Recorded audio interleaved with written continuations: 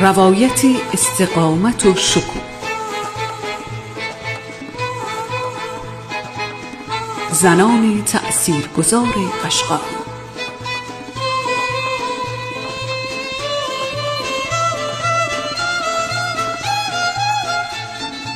در گذر تاریخ زنان قشقایی با شجاعت و درایت دوشادوش مردان ایستادند، با صبر و اراده‌ای که در دل کوه‌ها و دشت‌ها طنین انداز شده است. برخی مادرانی فداکار، برخی سیاستمدارانی جسور و برخی دیگر حافظان فرهنگ و هنر ایل بودند.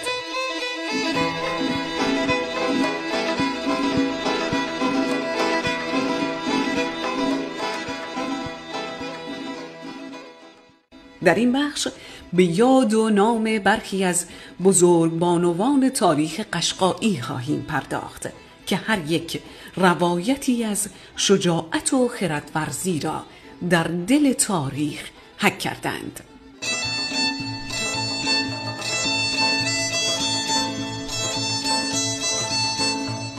زنان تأثیرگذار در عرصه سیاست و اجتماع. خدیجه بیبی کشکلی دختر حاج عبدالله کشکلی و همسر صولت‌الدوله قشقایی از بانوان برجسته ایل بود که در دوران مبارزه همسرش با نیروهای بریتانیایی و حکومت رضاشاه نقشی کلیدی ایفا کرد.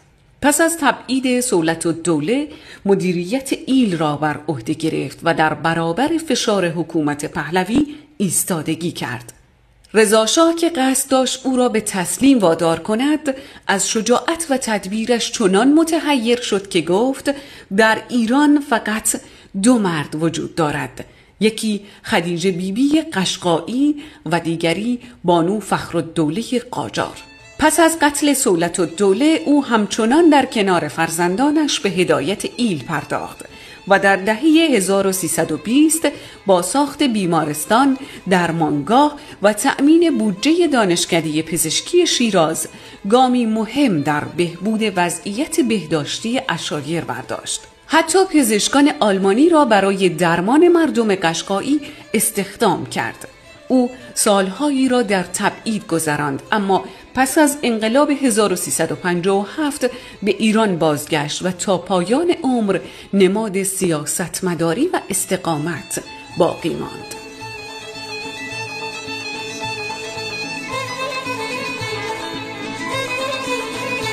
فرخ لقا بیبی، بانوی مبارزه و مدیریت.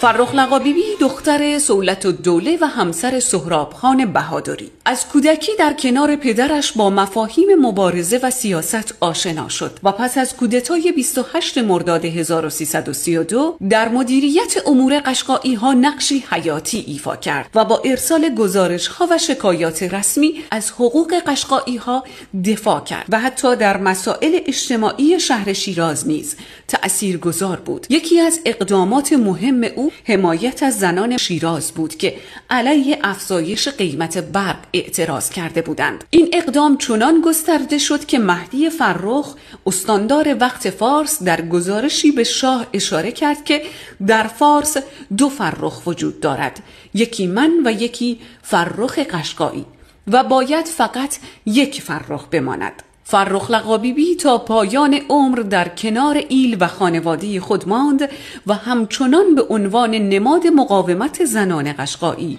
شناخته می شود.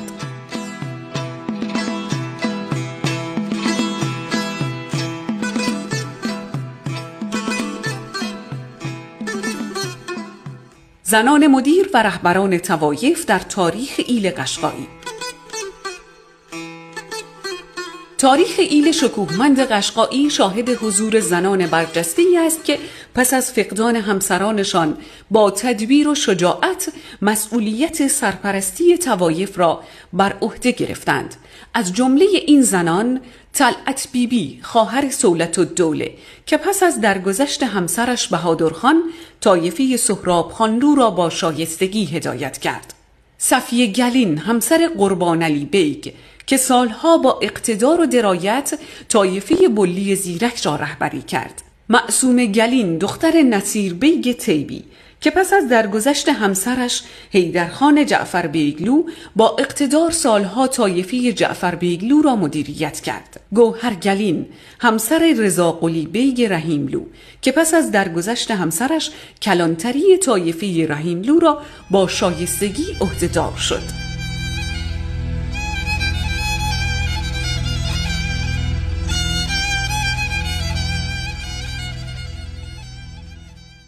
مادران نمونه و فداکار قشقایی.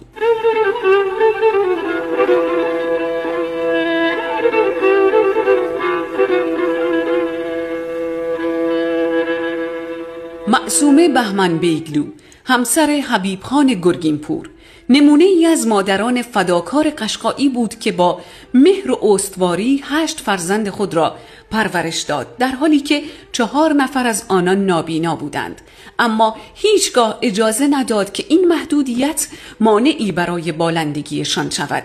فرزندانش به ویژه فرود و فرهاد در عرصه موسیقی قشقایی تأثیر بسزایی داشتند و نام قشقایی را جاودانه کردند. معصومه بیبی با صبوری و محبت به عنوان نمادی از مهر مادری در تاریخ قشقایی شناخته می شود.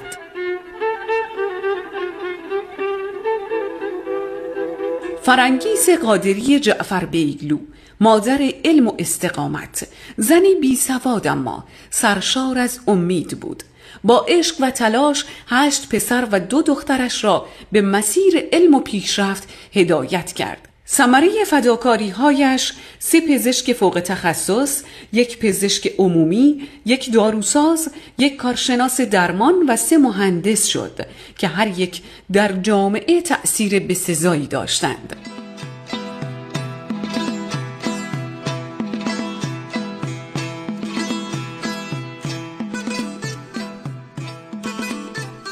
زنان هنرمند قشقایی.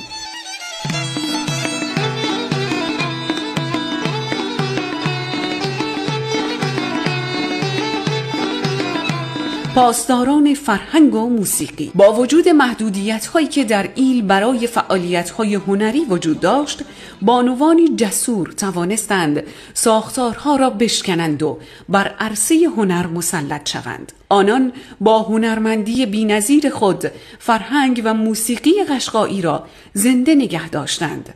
از جمله این بانوان میتوان به هوا، ماه پرویز، زینت، آفتاب، شهین جهانگیری، پروین بهمنی و بسیاری دیگر اشاره کرد. غنیمت اژدری، مدافع محیط زیست و حقوق عشایر.